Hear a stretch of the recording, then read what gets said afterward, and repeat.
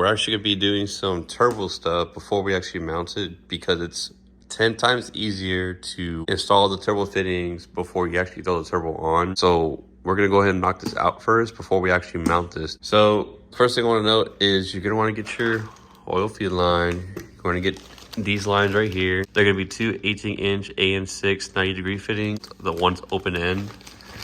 And then this guy over here, this guy's gonna be your oil drain. It's gonna be a AN10 90-degree to AN10 90-degree, 15 inches. You're gonna wanna grab the Teflon tape. This is from the turbo bag. This is also from the turbo bag. The wrench, we'll use that later on. These fittings you're gonna wanna grab. So there's one right here, one right there, and this guy. First thing we're gonna be doing, over here on the side are your coolant ports. There's coolant ports on both sides of your turbo. You're gonna take all 4 of them out, because 2 of them you're gonna have to Teflon tape. The reason being is because you don't want any leaks. The other 2 that are gonna be on this side, which is gonna be the right side of the turbo. The other 2 that are gonna be on the right side of the turbo, right here. We're actually gonna come over here and grab fittings from this bag. You see how these fittings have like a big opening in it? This one and this one are gonna be for your coolant lines. These are gonna go right here. Now you have 2 more fittings. Now they're pretty much the same fitting, except they have a thing called an oil restrictor. The reason being is because they have restrictors on one end of them. See how it has a tiny diameter in the back? But in the front, they have a bigger diameter. Reason being is because when you bring in oil from the oil feed line, you're gonna want a restrictor for these types of turbos. You're gonna wanna use the smaller one. The smaller one you're gonna use for the Omega 70 turbo. This other fitting, the slightly bigger fitting, you're going to be using for the GT3582 option. I forgot what it was, but you're going to be using this fitting for that turbo. Also, what's in this bag is your oil drain line. So this is going to be your oil drain line. It's basically held in by these 2 bolts that are right here. These 2 guys are going to hold it up. This is going to be a -10 AN fitting. So this is where this bigger hose is going to go to. Now you guys are pretty much asking, where is it going to mount to? I'll show you guys later in the video. Now for our final fitting is this guy right here. So this is going to be in this bag right here. So this is pretty much a 90-degree elbow for a oil feed line. So this guy is actually going to get thrown onto that guy like so. Now that I pretty much went through a simple rundown, we could pretty much put everything else to the side. So first thing, guys, we're gonna be doing is we have all of our coolant and drain ports taken off right now. So they come pre-installed on the turbo. You're gonna take off all 4 of them. You're gonna put 2 to the side because they're useless to us. And then these 2, we're gonna pretty much wrap with Teflon tape. So I'm gonna do that real quick and we're gonna reinstall them. When we reinstall them, we're going to be reinstalling them on the left side of the turbo. So I'm going to go ahead and reinstall these real quick, and I'm going to show you guys what we're going to be doing next. All right, now they're back installed. So now we're going to be pretty much working on our drain line, and we're also going to be using these bolts right here. Also, guys, I almost forgot, but don't forget the gasket. This gasket is pretty much going to be sandwiched in between, just like that. So as you can see, I already put the Teflon tape on. Now I'm going to go ahead and put it on.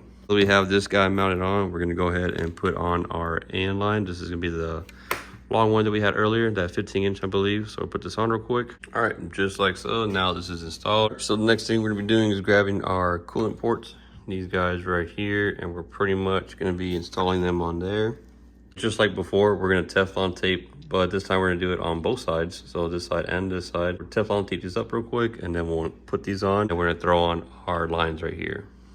Cool, and just like that, these are now installed as well. And just a heads up, it's gonna be a 17mm wrench to tie these on. On to our final step, which is gonna be putting in this guy right here. Same deal, we're gonna be threading it on both sides, of course. And then we're gonna be threading on this guy. Before you thread this guy on, make sure you put Teflon tape on these threads as well. And again, just to throw this out there, this is gonna be your turbo feed line, okay? All right, guys, and just like so, we have this fitting installed. So just an FYI, it's gonna be a 14mm for this one and a 14mm for this one. So we don't have to worry about these for now. We can actually install these later on. These aren't as troublesome as the rest of the fittings that go on here, so these can wait. So these 13mm bolts all around it, you want to loosen every single one of them, because later down the road, you're not going to be able to get to the bottom ones, okay?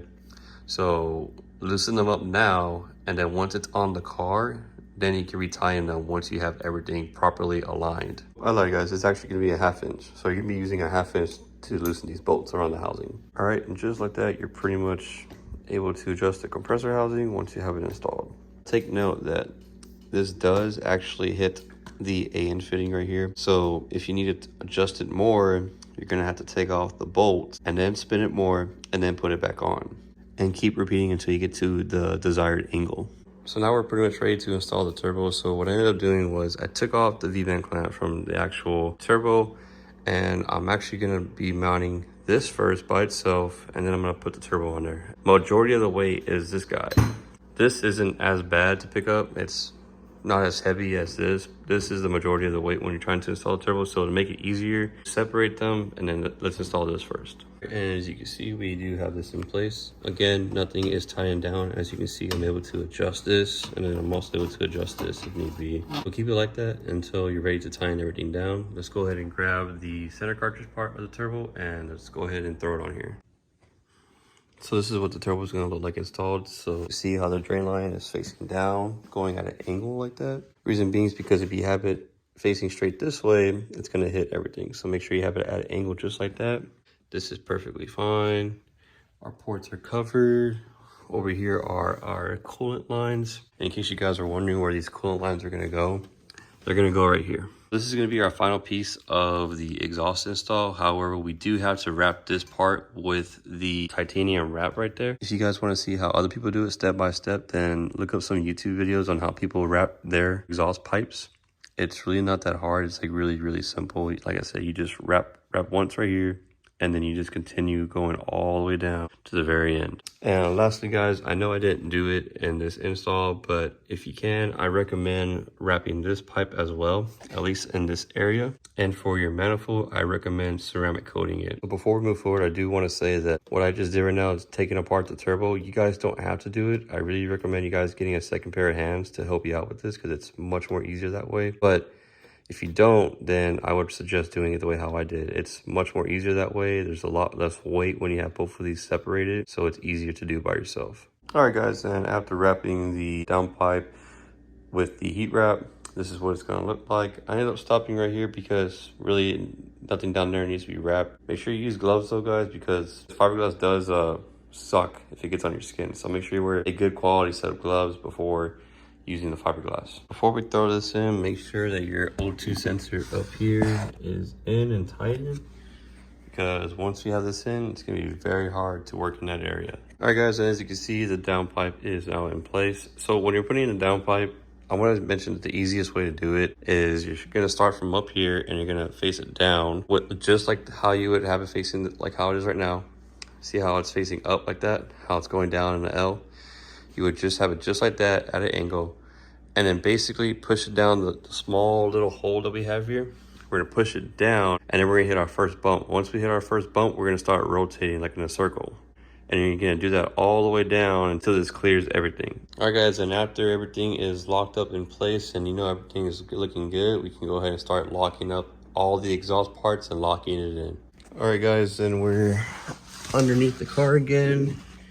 And we finally got our last exhaust piece of the puzzle. So this is gonna include our last clamp right here, our last V-band.